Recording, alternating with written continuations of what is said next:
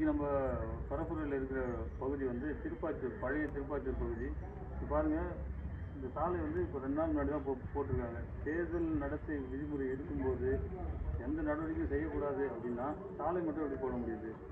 நம்ம சாலை போடுறது குறை சொல்ல, இந்த 4.5 வருஷம் ஆட்சியில் கடைசியாக முடியும் போது இன்னும் 1 மாதம் இருக்கும்போது போட வேண்டிய தேவை என்ன வந்துச்சு அப்படின்னு பார்த்தீங்கன்னா, மக்கள்கிட்ட ஏமாற்றி ஓட்டு வாங்கணும். இது தவிர வேறு எந்த தேவையும் இல்லை. மக்கள் அதிகாரத்தை கொடுத்த மக்கள் 5 வருஷமும் வந்து சாலை இல்லாமல் கஷ்டப்படுவாங்க, மின் விளக்குகள் இல்லாமல் கஷ்டப்படுவாங்க, நல்ல குடிநீர் இல்லாமல் கஷ்டப்படுவாங்க. கடைசி நேரத்தில் வந்து சாலை போடுறது, அதுக்கப்புறம் வந்து கடைசி நேரத்தில் வந்து அவங்களுக்கு வெயில் காலத்துக்கு காசு கொடுக்குறது, இந்த ஏமாத்து வேலைலாம் எப்படின்னா, உணவுக்காக அலைகிற நாய்க்கு கடைசியாக போடுற ரொட்டி துண்டு மாதிரி.